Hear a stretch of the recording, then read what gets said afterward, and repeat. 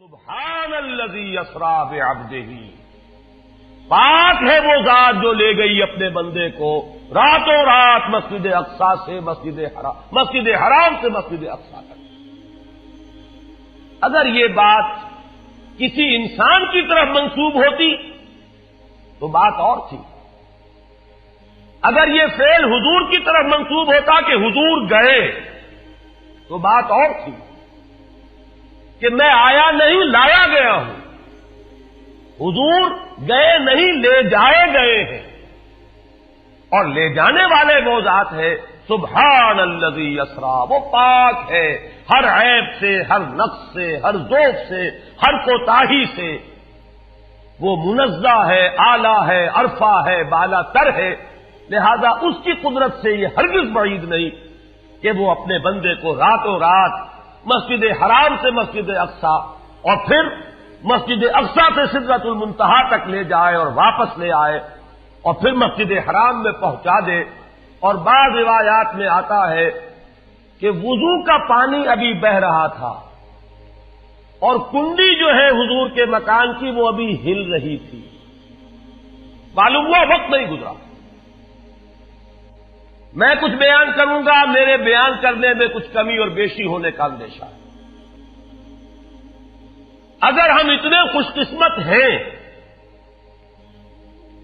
کہ وہ واقعہ ہمارے پاس ایک مفصل حدیث کی شکل میں موجود،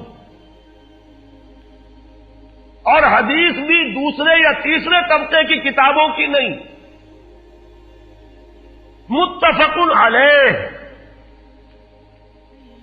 جس میں روایتاً جیسا کہ میں نے عرض کیا جس کا پایا تقریباً قرآن کے برابر، اور اس حدیث کے راوی ہیں حضرت مالک ابن صعصعہ رضی اللہ تعالی عنہ۔ ان کے بارے میں ایک بات ہے بڑی اہم، وہ نوٹ کر لیجئے۔ یہ انصاری صحابی ہیں، ان میں سے نہیں ہے کہ جنہیں حدیثیں بیان کرنے کا کوئی زیادہ شوق رہا ہو، یہ غالباً واحد حدیث ہے جو انہوں نے بیان کی، اور انہیں اس سے نہایت شغف تھا، نہایت محبت کے ساتھ انہوں نے اس کو محفوظ کیا تھا، اس کے ایک ایک لفظ کی حفاظت کی تھی۔ چنانچہ بعض دوسرے وہ صحابہ بھی جنہوں نے خود حضور سے یہ بات سنی ہوئی تھی، اب ایک تو وہ خود براہ راست روایت کر رہے حضور سے کہ ہم نے سنا، حضرت انس ابن مالک رضی اللہ تعالی عنہ خود، لیکن وہ صحابہ بھی ان کی خدمت میں خاص طور پر حاضر ہو کر ان سے اس روایت کو سنتے تھے، اس لیے کہ اس روایت میں ان کا درجہ بہت بلند ہے، ان کو اس سے بہت شغف تھا۔ تو صحابہ جو براہ راست حضور سے سن چکے وہ بھی ان کے پاس جا کر خاص طور پر اس حدیث کو سنا کرتے تھے۔ چنانچہ یہ روایت جو متفق علیہ ہے، یہ امام بخاری جو اس کو لائے ہیں عن قتادہ عن انس بن مالک عن مالک ابن صعصعہ رضی اللہ تعالی عنہم، حضرت انس ابن مالک سے روایت موجود ہے مسلم شریف میں براہ راست ان سے، لیکن یہ اس روایت کو بیان کر رہے ہیں حضرت مالک ابن صعصعہ رضی اللہ تعالی عنہ کے حوالے سے۔ روایت کیا ہے؟ ان النبی صلی اللہ علیہ وسلم حدثہم عن لیلۃ اسری بہ۔ اب دیکھیے یہ مرفوع حدیث ہو گئی، حضرت صعصعہ بیان فرما رہے ہیں کہ نبی اکرم صلی اللہ علیہ وسلم نے خود ہمیں سنایا، وہ حالات و واقعات سنائے جو اس رات کو پیش آئے جس رات کے انہیں لے جایا گیا۔ قال بینما انا فی الحطیم وربما قال فی الفجر، حضور فرماتے ہیں کہ میں اسی اثنا میں کہ میں حتیم میں تھا، اور ایک دوسری روایت میں الفاظ حجر آئے ہیں، وہ بھی کہتے ہیں اسی حصے کو، مضطجعا میں لیٹا ہوا تھا، اذ اتانی آتن کہ اچانک میرے پاس ایک آنے والا آیا۔ یہ آنے والے کون ہیں؟ حضرت جبرائیل، یہ بعد میں واضح ہو جائے گا۔ فَاشْتَقَّ مَا بَيْنَ هَٰذِهِ إِلَىٰ هَٰذِهِ، حضور نے اشارہ فرمایا، اس نے یہاں سے یہاں تک میرا سینہ چاک کیا، یعنی من طفرت نہرہ ہی الی شعرتہ ہی، یہ جو گڑھا ہے حلق کا گڑھا، یہاں سے لے کر تیرے ناک تک سینہ چاک کیا، فاستخرج قلبی، اور میرا دل نکالا، ثم اعطیت بطست من ذهب مملوء ایمانا فغسل قلبی، پھر ایک تشت لایا گیا سنہری جو ایمان سے مملو تھا، بھرا ہوا تھا، تو پھر اس کے ذریعے سے میرے اس قلب کو، سینے کو دھویا گیا، ثم غسل ثم اعید، وفی روایت اس کے بعد اس کو لوٹا دیا گیا اور پھر وہ زخم بھی سی دیا گیا۔ ایک روایت میں آتا ہے ثم غسل البطن بماء زمزم ثم ملئ ایمانا وحکمتا، اسی طریقے سے پورے پیٹ کو بھی صاف کیا گیا مائے زمزم سے، اور اس میں بھی ایمان اور حکمت بھر دیے گئے۔ ثم اعطیت بدابۃ، پھر میرے پاس ایک چوپایا لایا گیا، دون البغل فوق الحمار، جو بغل یعنی خچر سے تو کچھ چھوٹا تھا، اور حمار یعنی گدھے سے کچھ بڑا تھا، اب یہ جو سفید تھا، یقال لہ البراق، جس کا نام براق ہے، وَيَدَعُ خَطْوَهُ عِنْدَ أَقْصَى طَرْفِهِ، اور اس کا ہر قدم اس کی حد نگاہ پر جا کر پڑتا تھا۔ فَعِلْتُ عَلَيْهِ، میں اس پر سوار ہوا، فَانْطَلَقَ بِي جِبْرَائِیل، اب یہاں نام آ گیا، وہ آنے والے کون تھے؟ پھر چلے میرے ساتھ حضرت جبرائیل، حتی اتی السماء الدنیا، یہاں تک کہ وہ آسمان دنیا تک پہنچ گئے، جو پہلا آسمان۔ اب یہاں دیکھیے وہ روایت میں جو زمینی سفر کا درمیانی حصہ ہے وہ رہ گیا، دوسری روایات سے ہم اس کو جوڑ کر جمع کریں کہ پہلا زمینی سفر ہے، مسجد اقصیٰ تک پہنچے ہیں، وہاں جا کر روایت میں آتا ہے میں نے وہی اپنے اس خچر کو باندھا، براق کو، جہاں انبیاء باندھا کرتے تھے، اور پھر وہاں میں نے نماز ادا کی، بہت سے لوگ جمع ہوئے، میں منتظر تھا کہ کون نماز پڑھائے گا، کہ جبرائیل نے میرا ہاتھ پکڑ کر مجھے آگے کیا، میں نے نماز پڑھائی، اور پھر جبرائیل نے مجھے بتایا کہ یہ تمام انبیاء تھے جو اس دنیا میں مبعوث ہوئے ہیں، اور آج آپ نے ان سب کی امامت کی۔ یہاں سے پھر شروع ہوا ہے وہ دوسرا سفر، لیکن جب پہلے آسمان تک پہنچے، فاستفتح، انہوں نے دستک دی، کھلوانا چاہا، قیل من ھذا، پوچھا گیا کون ہے؟ قال جبرائیل، انہوں نے جواب دیا جبرائیل۔ قیل ومن معک، پوچھا گیا کہ آپ کے ساتھ کون ہے؟ دیکھیے یہاں ذہن میں رکھیے گا، اس امکان کو کوئی شخص مسترد نہیں کر سکتا کہ ان ملائکہ کے علم میں ہو، لیکن پھر بھی پوچھ رہے ہیں، قانون قانون ہے، دروازے پر دستک دینی ہوگی، آئیڈینٹی ڈسکلوز کرنی ہوگی، چاہے علم میں ہو۔ جج جو ہے وہ اپنے علم کی بنیاد پر فیصلہ کبھی نہیں دے گا، وہ تو مقدمے کی سماعت ہوگی، شہادتوں کی بنیاد پر فیصلہ ہوگا۔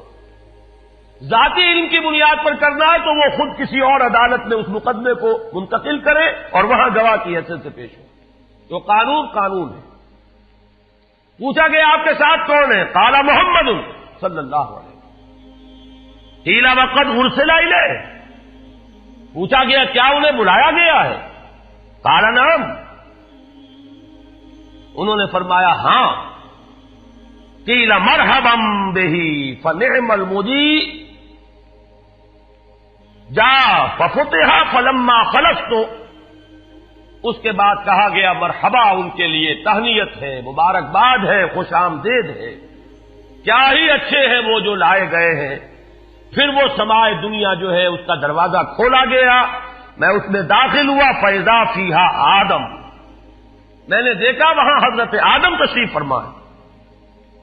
فقال ھذا ابوک، جبرائیل نے کہا یہ آپ کے جد امجد ہیں، فسلم علیہ، ان کو سلام کیجئے، فسلمت علیہ، میں نے انہیں سلام کہا، فرد السلام، انہوں نے سلام کا جواب دیا، ثم قال مرحبا بالابن الصالح والنبی الصالح، خوش آمدید ہے، مرحبا ہے صالح بیٹے اور صالح نبی پر۔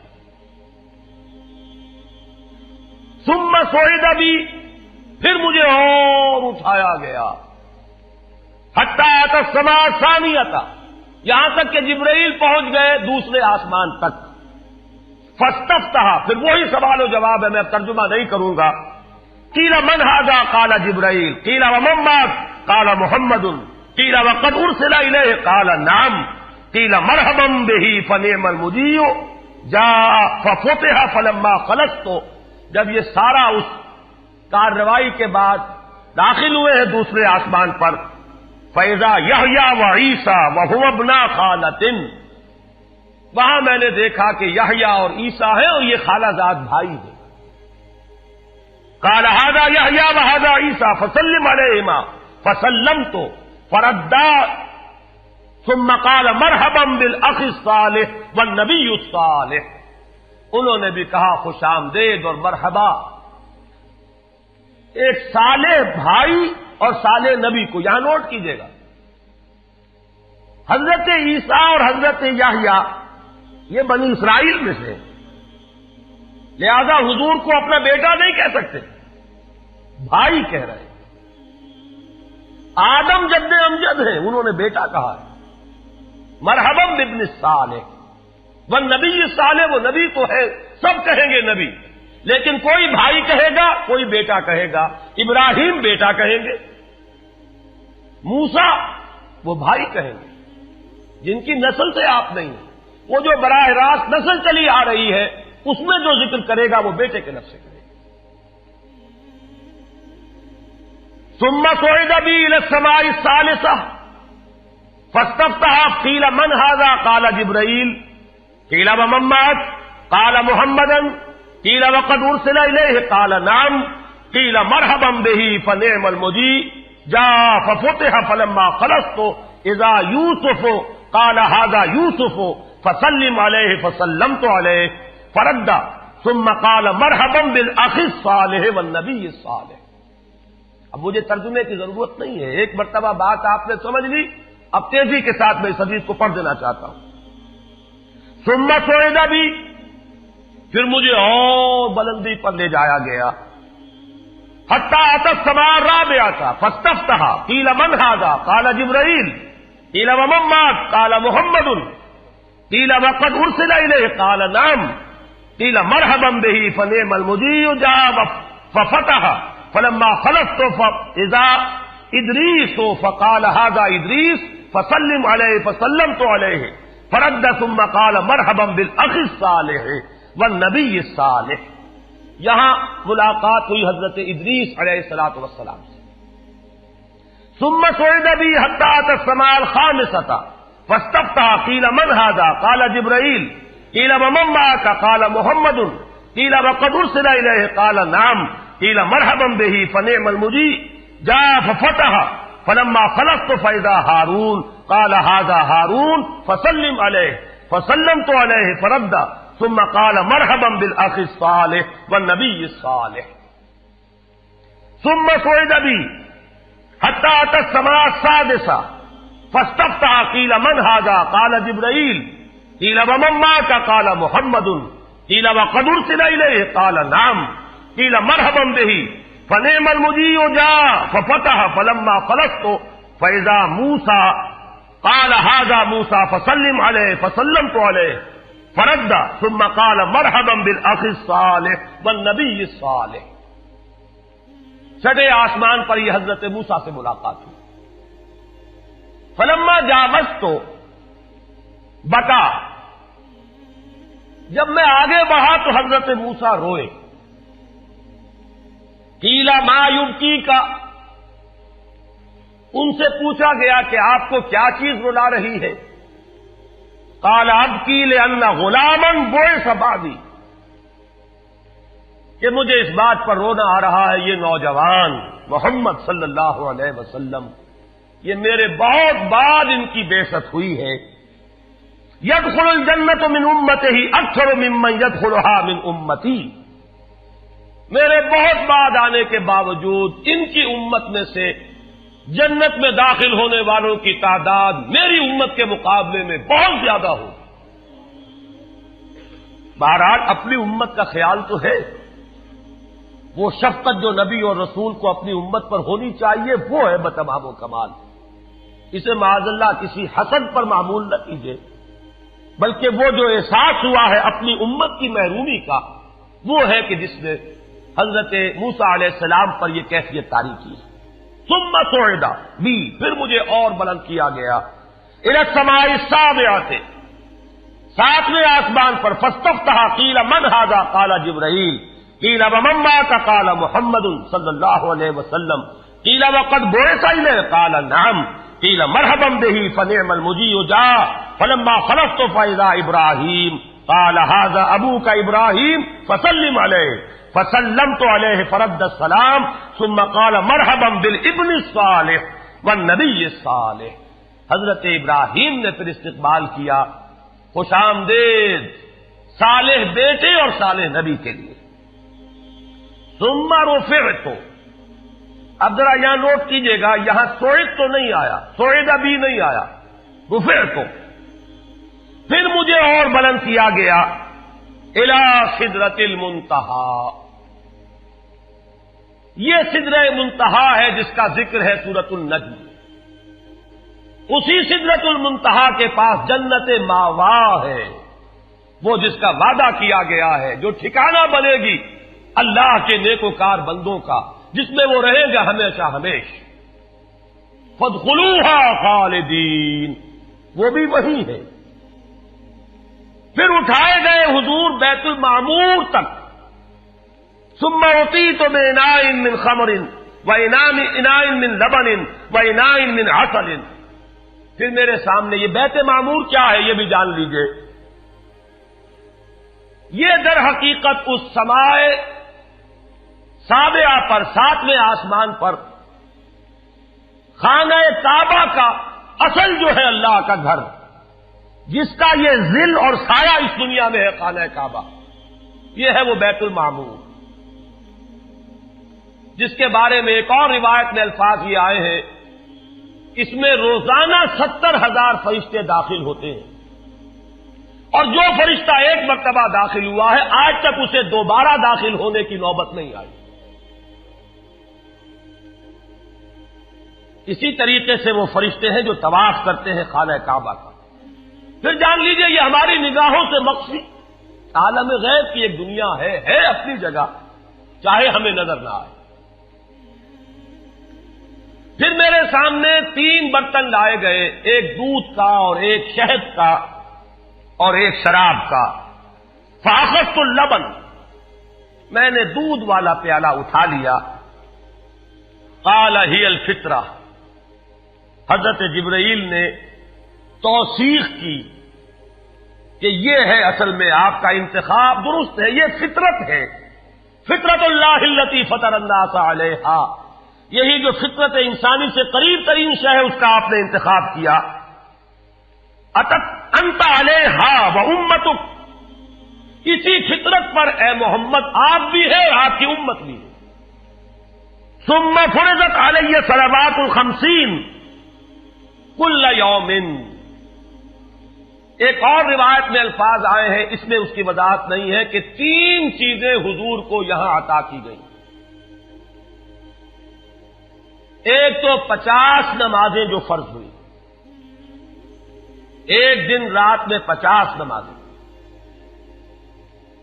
اور ایک سورہ بقرہ کی آخری 2 آیات جو تحفہ اللہ نے دیا محمد کو امت کے لیے صلی اللہ علیہ وسلم. آمن الرسول بما انزل الیہ من ربہ والمؤمنون کل آمن باللہ وملائکتہ وکتبہ ورسلہ. یہاں سے لے کر آخر تک فانصرنا علی القوم الکافرین تک یہ 2 آیات یہ جنت کے خزانوں میں سے 2 خزانے ہیں جو شب معراج کو عطا ہوئے ہیں محمد الرسول اللہ کو بطور تحفہ امت کے لیے.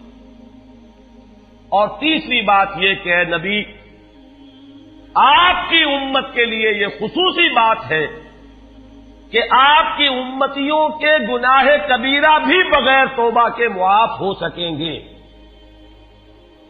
یہ خصوصی تحفے ہیں جو امت کے لیے لے کر آئے محمد صلی اللہ علیہ وسلم.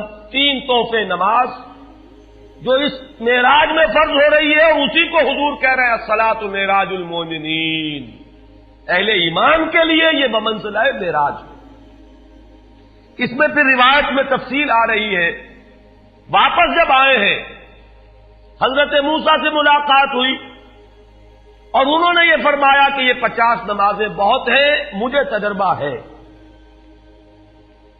تمہاری امت اس کا تحمل نہ کر سکے گی, واپس جاؤ درخواست کرو کم کرواؤ. حضور گئے, 10 نمازیں اس میں معاف ہوئی, 40 ہوئی.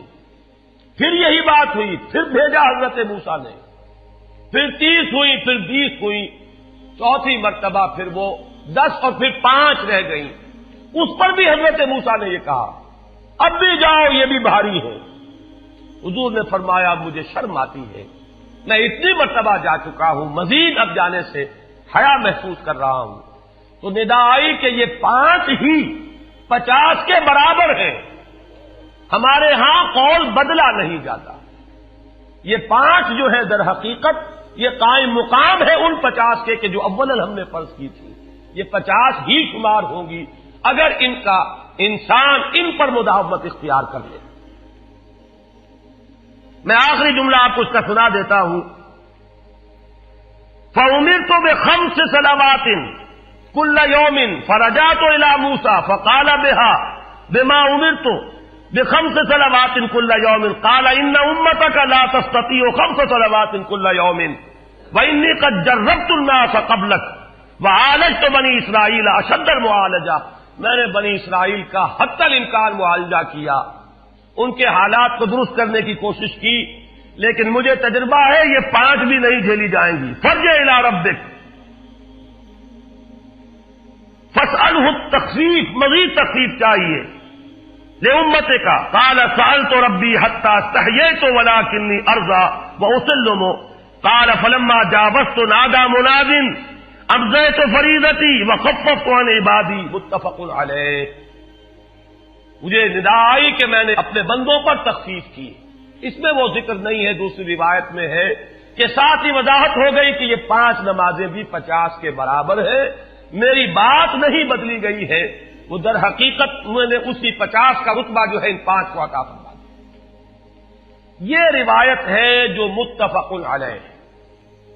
روایات کثیر, جنت اور دوزخ کے جو مشاہدات کرائے گئے وہ بہت تفصیل سے دوسری روایات میں, لیکن کسی اور روایت کا استناد کے اعتبار سے, اسناد کے اعتبار سے وہ درجہ نہیں ہے جو اس روایت کا ہے. باقی میں نے مسلم شریف کی روایات میں سے اور تفاصیل آپ کو سنائی ہے. یہ ہے واقعہ. پھر حضور واپس آئے ہیں, وہیں بیت المسجد اقصی میں آئے ہیں, پھر واپس تشریف لائے ہیں, اور اس کا میں بیان کر چکا ہوں دوسری روایات میں کہ وقت بالکل نہیں گزرا, کہیں روک دیا گیا ہے, پوری کائنات کو کہیں تھام دیا گیا.